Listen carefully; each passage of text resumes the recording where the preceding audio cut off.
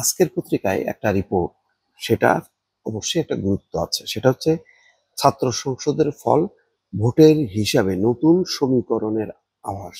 তার মূল পয়েন্টটা হচ্ছে 4টা বিশ্ববিদ্যালয়ের ছাত্র সংসদ নির্বাচনে বিজয়ী হওয়ার কারণে জামাত খুব উচ্ছ্বসিত। জাতীয় নির্বাচনে ইতিবাচক প্রভাব ফেলবে বলে আশা জামাত নেতাদের। বিএনপি বলছে যে এটি জাতীয় নির্বাচনে কোনো প্রভাব ফেলবে না। প্রভাব ফেলবে কি ফেলবে না এটার ব্যাপারে দ্বিমত আছে। এটা সত্য, বাংলাদেশের ছাত্র সংসদ নির্বাচন একেবারে জাতীয় নির্বাচনকে প্রভাবিত করে তা না।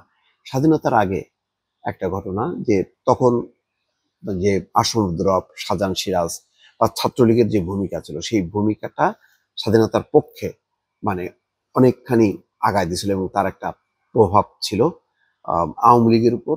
আওয়ামী লীগ অনেকটা, তারা যেটা নির্বাচন মধ্য দিয়ে শেষ করতে যাচ্ছিল, সেটা যে স্বাধীনতা সংগ্রামের দিকে এগোনোর বিষয়টা, সেটা ছাত্রলীগ ত্বরান্বিত করছে। দুইটা ঘটনা, একটা হলো 2রা মার্চ হচ্ছে স্বাধীনতার পতাকা উত্তোলন, আর 3রা মার্চ হচ্ছে শাহজাহান সিরাজের স্বাধীনতার ইশতেহার পাঠ এবং 2 তারিখ 71-এর মার্চের সেই দুইটা ঘটনা। একটা হলো যে 2 তারিখ এবং 3 তারিখ স্বাধীনতার পতাকা উত্তোলন এবং ইশতেহার পাঠ, এই দুইটা ঘটনা স্বাধীনতাকে উজ্জীবিত করে।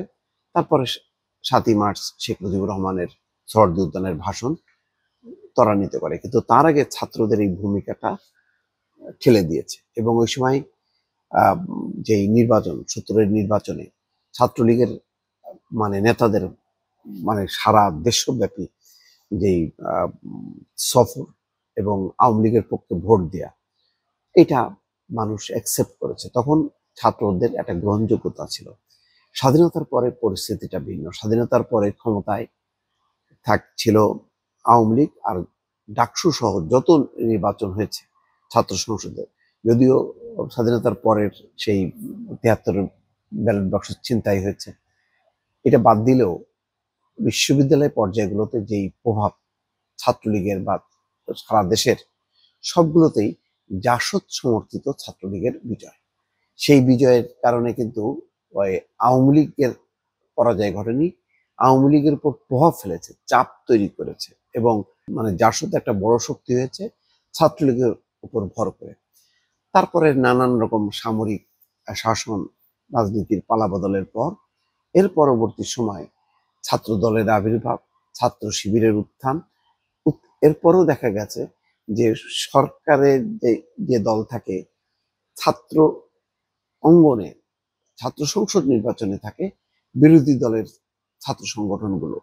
তো সেই কারণে তরুণরা যেহেতু সবসময় একটা বিদ্রোহী, একটা বিপ্লবী ভূমিকায় থাকে এবং একটা নেতিবাচক অবস্থানে থাকে, সবসময় তারা সরকারকে চাপের মধ্যে রাখে, ফলে ছাত্ররা তাদের নেতৃত্ব বাছাই করে। এখন এই ছাত্রদের এই পুরো নেতৃত্বের চাপের কারণে জাতীয় রাজনীতি পরিবর্তিত হবে, ক্ষমতার রাজনীতি পরিবর্তন হবে, এটা মনে করার কোনো কারণ নেই। ডাকসুর কারণে চট্টগ্রামের রাজনীতি আবর্তিত হয় না, আবার ডাকসুর কারণে যে একদম প্রাণ কেন্দ্রে, তার কারণে আবার জাতীয় রাজনীতি কিছুটা আলোড়িত হয়, আলোচিত হয়। কিন্তু দেখেন, সারা শিক্ষাঙ্গন ছাত্রলীগ দখল করে রাখলেও এটা কি শেখ হাসিনাকে টিকায় রাখতে পারছে? পারেনি। তো নির্বাচনে নূর জেতার কারণে কি সাথে সাথে গণঅভ্যুত্থান হয়েছে নূরের নেতৃত্বে? তাও হয়নি। তাহলে একটা প্রভাব আছে, কিন্তু সেই প্রভাবটা এমন না যেটা জাতীয় রাজনীতিকে পাল্টে দেবে। আর 5ই আগস্ট যেই ছাত্র অভ্যুত্থান, গণ অভ্যুত্থান, তার প্রেক্ষিতে যে রাজনৈতিক পট পরিবর্তন, সেই রাজনৈতিক পট পরিবর্তনের পর এখন ছাত্রদের ইমেজ সাধারণের মাঝে কিন্তু যথেষ্ট পরিমাণ স্তীমিত হয়ে গেছে।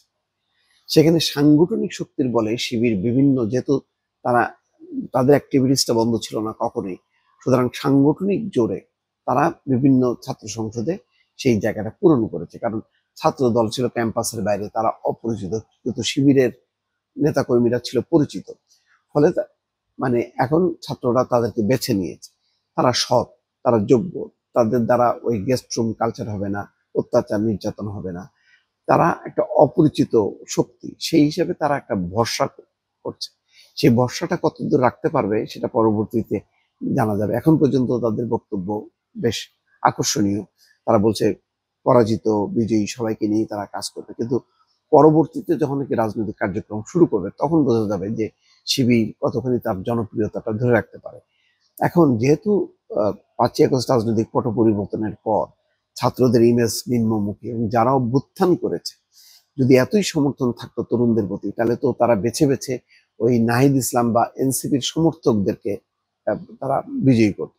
একমাত্র দেখেন রাকসুতে জিএস পদে আম্মার জিতেছে।